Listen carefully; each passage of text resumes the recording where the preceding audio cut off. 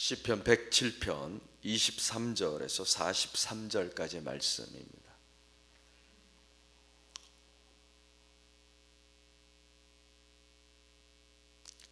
찾으셨으면 한 목소리로 같이 읽겠습니다.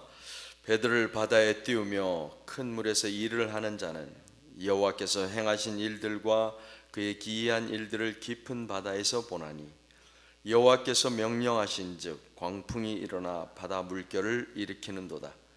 그들이 하늘로 솟구쳤다가 깊은 곳으로 내려가나니 그 위험 때문에 그들의 영혼이 녹는도다.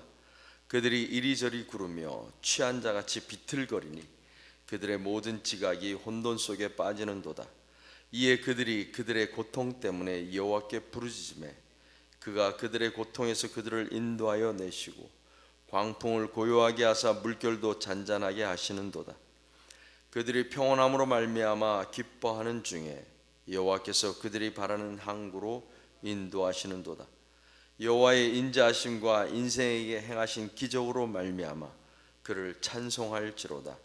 백성의 모임에서 그를 높이며 장로들의 자리에서 그를 찬송할지로다.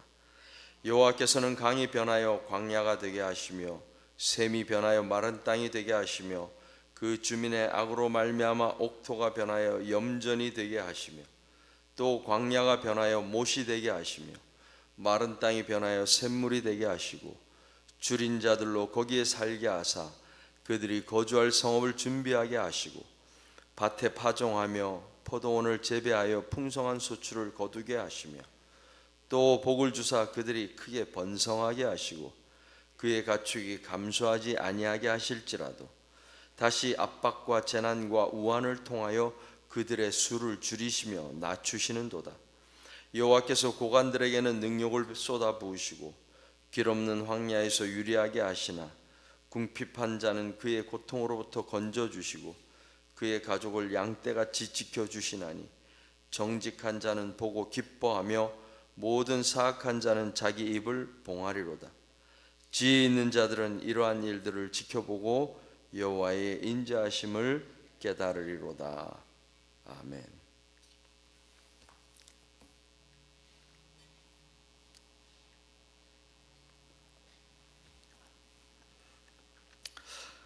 광고 말씀 먼저 드리면 내일은 7월 3일 금요일 새벽기도가 없습니다. 새벽기도가 없습니다. 그리고 7월 4일 토요일에 다시 새벽기도회로 모입니다. 착오 없으시기 바랍니다. 어제에 이어서 오늘 107편을 묵상하게 됩니다. 광야 사막길에서 그리고 죄와 반역으로 인한 흑암과 사망의 그늘에서 또한 질병 가운데 하나님께 부르짖음으로 큰 구원을 경험하였습니다. 오늘 본문 말씀은 바다 가운데서 하나님을 찾고 있습니다. 23절 배들을 바다에 띄우며 큰 물에서 일을 하는 자는 여호와께서 행하신 일들과 그의 기이한 일들을 깊은 바다에서 보나니 여호와께서 명령하신즉 광풍이 일어나 바다 물결을 일으키는도다. 바다로 대표되는 만물 가운데 우리 인간이 있습니다. 문명이 최고조에 이른 지금도 자연재해는 인간을 위협하고 있습니다. 인공지능을 만들고 화성으로 우주선을 쏘아 올려 보내는 시대를 살아가고 있습니다.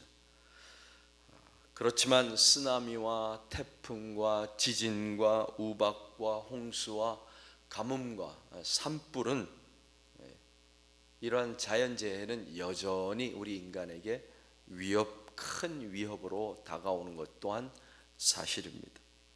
엄청난 자연의 위력 앞에서 인간은 한없이 작은 존재임을 깨닫게 되는 것입니다.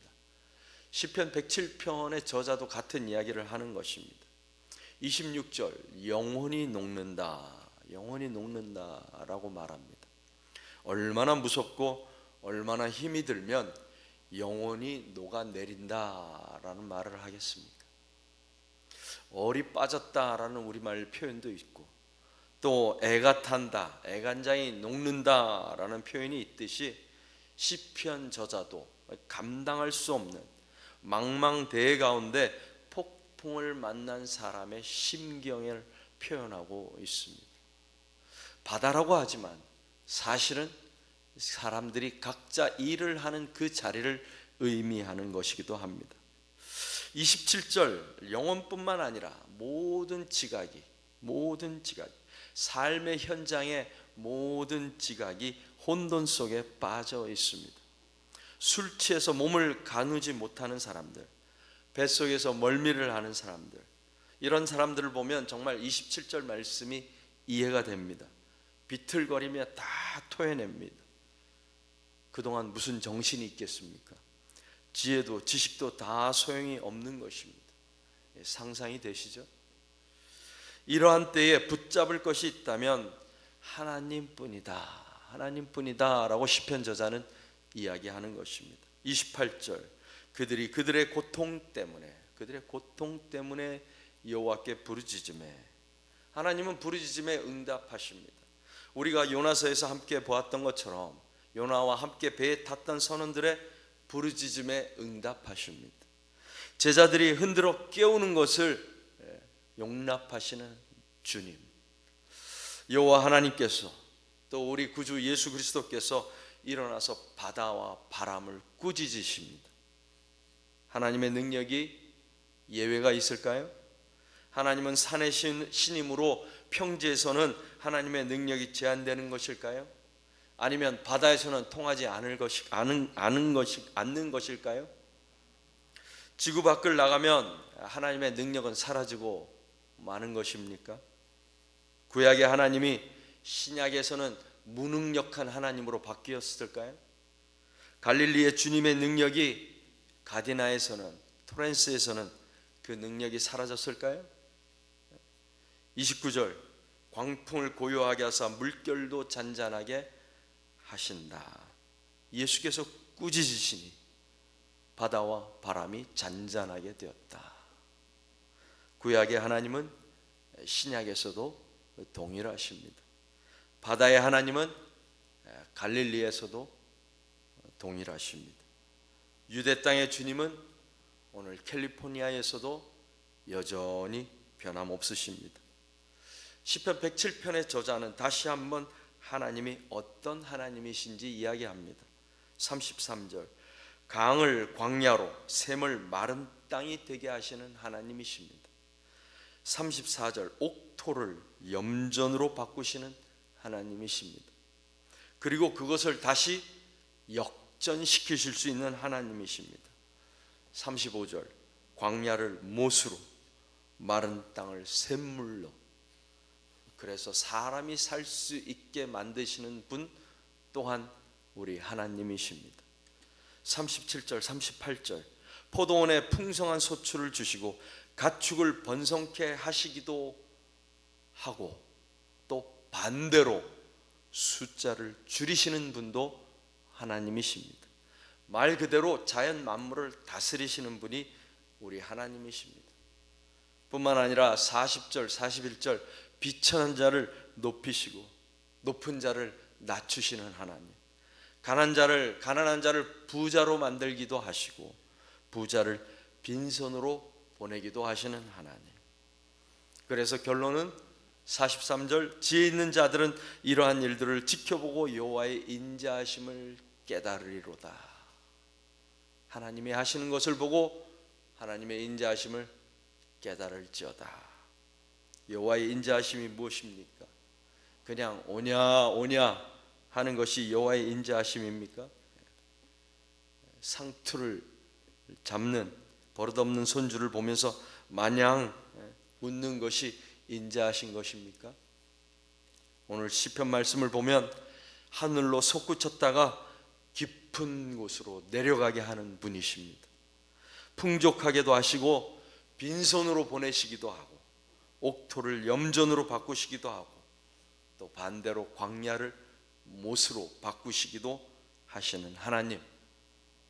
한마디로 말하면 오늘 본문에 나타난 여호와의 인자하심은 정의와 공의를 행하시는 하나님, 악을 용납하지 않으시는 하나님, 그러면서 동시에 하나님을 찾는 자에게 응답하시는 하나님. 인자하신 하나님을 아는 사람은 결국 부르짖는 사람입니다. 인자하심을 알기 때문에 하나님을 찾는 것입니다. 고통 가운데, 고난 가운데 부르짖는 사람이 하나님을 아는 사람입니다. 하나님의 능력을 알고, 하나님의 사랑을 알고, 하나님의 정의와 공의를 아는 사람이 하나님을 찾는 사람입니다. 또 다른 시편에서 이렇게 이야기합니다. 환난 날에 나를 부르라. 내가 너를 건지리니 네가 나를 영화롭게 하리라. 하나님은 우리를 구원하고 우리는 하나님께 영광을 돌리는 것입니다. 영혼이 녹는 것 같은 고통 가운데 이리저리 구르며 술 취한 자같이 비틀거릴 수밖에 없을 때, 나의 모든 지각과 이성이 마비되어 혼돈 가운데 있을 때 우리가 해야 할 것은 여호와께 부르짖는 것입니다. 여호와께 부르짖는 것입니다. 한 발 더 나아가 나의 형제, 나의 이웃이 영혼이 녹는 고통 가운데 있을 때 저와 여러분이 대신 하나님께 부르짖는다면, 그들을 위하여 우리가 대신 부르짖는다면 하나님께서는 광야가 변하여 못이 되게 하시고 마른 땅이 변하여 샘물이 되게 하실 것입니다. 광풍을 고요하게 하시고 물결도 잔잔하게 하실 것입니다. 이것이 시편 107편의 약속입니다. 저와 여러분이 이 시편 107편의 증인들이 되기를 바랍니다. 시편 107편의 말씀이 오늘 이 시대에도 여전히 참되고 여전히 거짓이 없고 여전히 유효하다라고 증언하는 저와 여러분이 되기를 바랍니다. 하나님께서 여러분의 부르짖음을 듣고 계십니다. 하나님께서 반드시 구원하실 것을, 인도하실 것을 믿습니다. 기도하겠습니다.